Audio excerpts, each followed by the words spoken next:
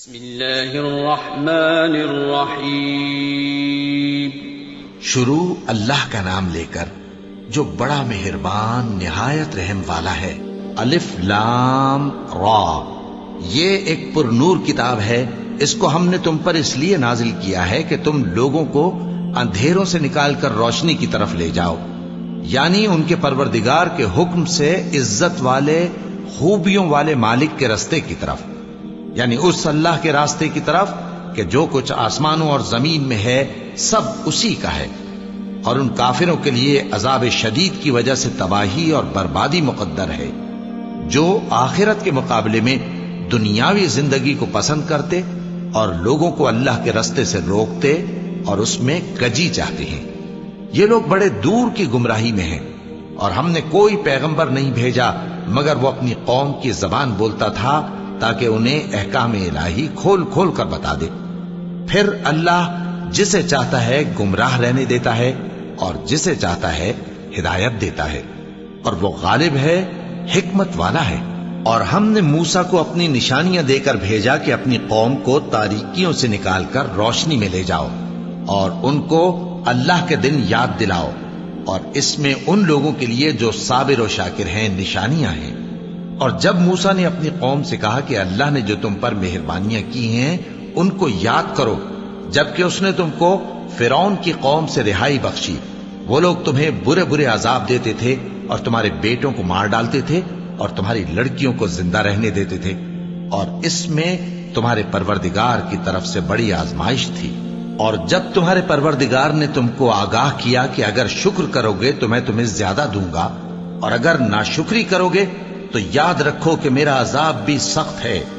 اور موسیٰ نے صاف صاف کہہ دیا کہ اگر تم اور جتنے اور لوگ زمین میں ہیں سب کے سب ناشکری کرو تو بھی اللہ بے نیاز ہے، قابل تعریف ہے۔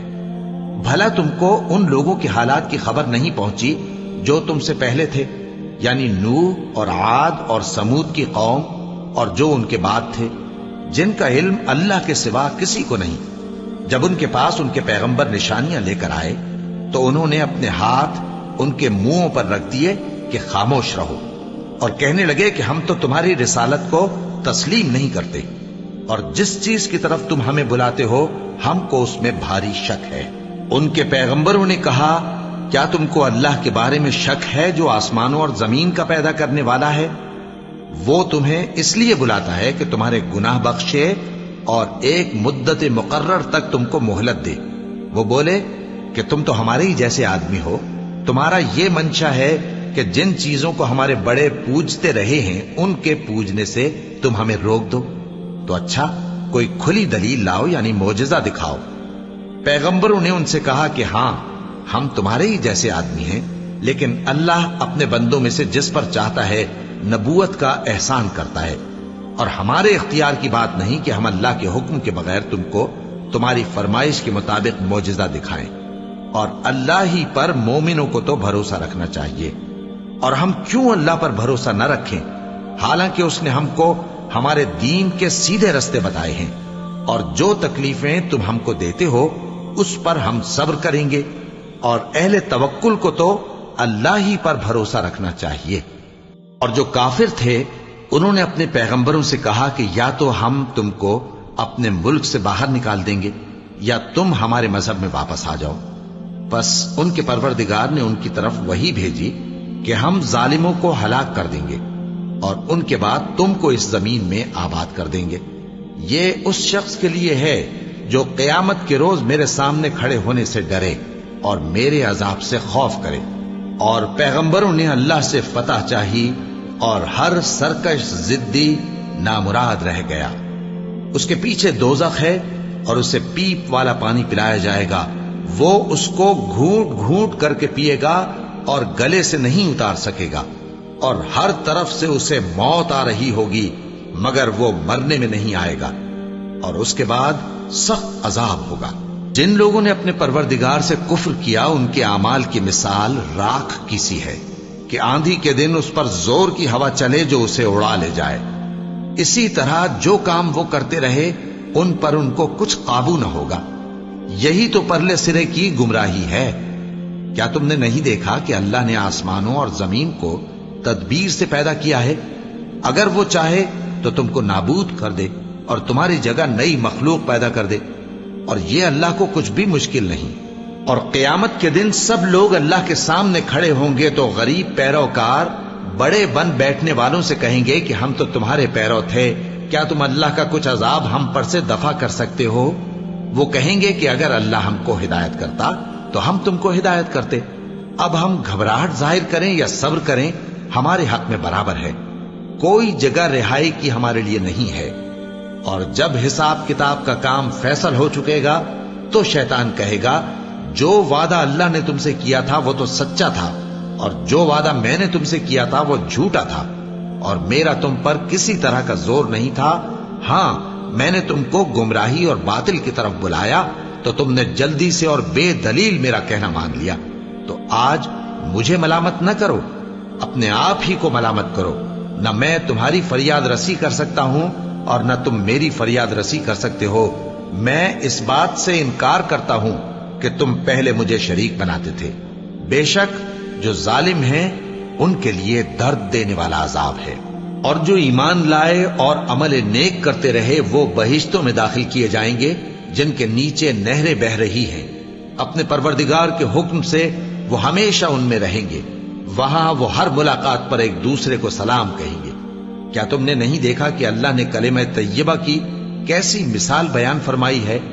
وہ ایسی ہے جیسے پاکیزہ درخت جس کی جڑ مضبوط ہو اور شاخیں آسمان میں پھیلی ہوں۔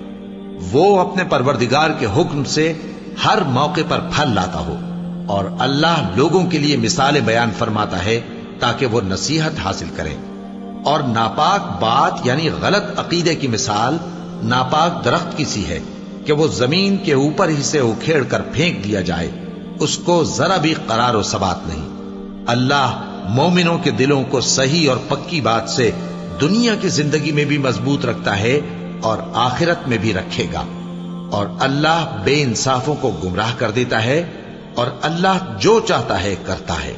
کیا تم نے ان لوگوں کو نہیں دیکھا جنہوں نے اللہ کے احسان کو ناشکری سے بدل دیا اور اپنی قوم کو تباہی کے گھر میں لا اتارا، یعنی دوزخ میں کہ سب ناشکرے اس میں داخل ہوں گے، اور وہ برا ٹھکانہ ہے۔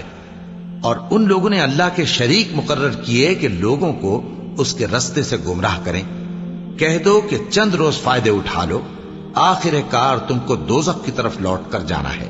اے پیغمبر، میرے مومن بندوں سے کہہ دو کہ نماز پڑھا کریں، اور اس دن کے آنے سے پیشتر جس میں نہ اعمال کا سودا ہوگا اور نہ دوستی کام آئے گی، ہمارے دیے ہوئے مال میں سے پوشیدہ اور علانیہ خرچ کرتے رہیں۔ اللہ ہی تو ہے جس نے آسمانوں اور زمین کو پیدا کیا اور آسمان سے مے برسایا، پھر اس سے تمہارے کھانے کے لیے پھل پیدا کیے اور کشتیوں اور جہازوں کو تمہارے زیر فرمان کیا تاکہ وہ سمندر میں اس کے حکم سے چلیں، اور نہروں کو بھی تمہارے زیر فرمان کیا، اور سورج اور چاند کو تمہارے لیے کام میں لگا دیا کہ دونوں دن رات ایک ڈگر پر چل رہے ہیں، اور رات اور دن کو بھی تمہاری خاطر کام میں لگا دیا، اور جو کچھ تم نے مانگا سب میں سے تم کو عنایت کیا۔ اور اگر اللہ کے احسان گننے لگو تو شمار نہ کر سکو، مگر لوگ نعمتوں کا شکر نہیں کرتے۔ کچھ شک نہیں کہ انسان بڑا بے انصاف ہے، ناشکرا ہے۔ اور جب ابراہیم نے دعا کی کہ اے میرے پروردگار، اس شہر کو لوگوں کے لیے امن کی جگہ بنا دے، اور مجھے اور میری اولاد کو اس بات سے کہ بتوں کی پرستش کرنے لگیں بچائے رکھیو۔ اے پروردگار، انہوں نے بہت سے لوگوں کو گمراہ کیا ہے، سو جس شخص نے میرا کہا مانا وہ میرا ہے، اور جس نے میری نافرمانی کی تو تو بخشنے والا ہے، مہربان ہے۔ اے پروردگار، میں نے اپنی اولاد ایک وادی میں جہاں کھیتی نہیں، تیرے عزت و ادب والے گھر کے پاس لا بسائی ہے۔ اے پروردگار، تاکہ یہ نماز پڑھیں، سو تو لوگوں کے دلوں کو ایسا کر دے کہ ان کی طرف جھکے رہیں، اور ان کو میووں سے روزی دیتے رہنا تاکہ تیرا شکر کریں۔ اے پروردگار، جو بات ہم چھپاتے اور جو ظاہر کرتے ہیں تو سب جانتا ہے، اور اللہ سے کوئی چیز مخفی نہیں، نہ زمین میں نہ آسمان میں۔ اللہ کا شکر ہے جس نے مجھ کو بڑی عمر میں اسماعیل اور اسحاق بخشے، بے شک میرا پروردگار دعا سننے والا ہے۔ اے پروردگار، مجھ کو ایسی توفیق عنایت کر کہ نماز پڑھتا رہوں اور میری اولاد کو بھی یہ توفیق بخش۔ اے پروردگار میری دعا قبول فرما۔ اے پروردگار حساب کتاب کے دن میری اور میرے ماں باپ کی اور مومنوں کی مغفرت کیجو۔ شروع اللہ کا نام لے کر جو بڑا مہربان نہایت رحم والا ہے۔ اور مومنوں یہ نہ سمجھنا کہ یہ ظالم جو کام کر رہے ہیں اللہ ان سے بے خبر ہے۔ وہ ان کو اس دن تک مہلت دے رہا ہے جبکہ دہشت کے سبب آنکھیں پھٹی کی پھٹی رہ جائیں گی اور لوگ سر اٹھائے ہوئے میدان قیامت کی طرف دوڑ رہے ہوں گے۔ ان کی نگاہیں خود اپنی طرف لوٹ نہ سکیں گی اور ان کے دل مارے خوف کے ہوا ہو رہے ہوں گے۔ اور لوگوں کو اس دن سے آگاہ کر دو جب ان پر عذاب آ جائے گا۔ تب ظالم لوگ کہیں گے کہ اے ہمارے پروردگار ہمیں تھوڑی سی مہلت عطا کر تاکہ ہم تیری دعوت توحید قبول کریں اور تیرے پیغمبروں کے پیچھے چلیں۔ تو جواب ملے گا کیا تم پہلے قسمیں نہیں کھایا کرتے تھے کہ تم کو اس حال سے جس میں تم ہو زوال نہیں ہوگا؟ اور جو لوگ اپنے آپ پر ظلم کرتے تھے تم ان کے مکانوں میں رہتے تھے اور تم پر ظاہر ہو چکا تھا کہ ہم نے ان لوگوں کے ساتھ کس طرح کا معاملہ کیا تھا اور تمہارے سمجھانے کے لیے مثالیں بیان کر دی تھیں۔ اور انہوں نے بڑی بڑی تدبیریں کی اور ان کی سب تدبیریں اللہ کے ہاں لکھی ہوئی ہیں۔ گو وہ تدبیریں ایسی غضب کی تھیں کہ ان سے پہاڑ بھی ٹل جائیں۔ تو ایسا خیال نہ کرنا کہ اللہ نے جو اپنے پیغمبروں سے وعدہ کیا ہے وہ اس کے خلاف کرے گا۔ بے شک اللہ زبردست ہے، بدلہ لینے والا ہے۔ جس دن یہ زمین دوسری ہی زمین بنا دی جائے گی اور آسمان بھی بدل دیے جائیں گے اور سب لوگ اللہ کے سامنے نکل کھڑے ہوں گے جو یکتا ہے بڑا زبردست ہے۔ اور اس دن تم گناہگاروں کو دیکھو گے کہ زنجیروں میں جکڑے ہوئے ہیں، ان کے کرتے تارکول کے ہوں گے اور ان کے چہروں کو آگ لپٹ رہی ہوگی۔ یہ اس لیے کہ اللہ ہر شخص کو اس کے اعمال کا بدلہ دے۔ بے شک اللہ جلد حساب لینے والا ہے۔ یہ قرآن لوگوں کے نام اللہ کا پیغام ہے تاکہ ان کو اس سے ڈرایا جائے اور تاکہ وہ جان لیں کہ وہی اکیلا معبود ہے اور تاکہ اہل عقل نصیحت حاصل کریں۔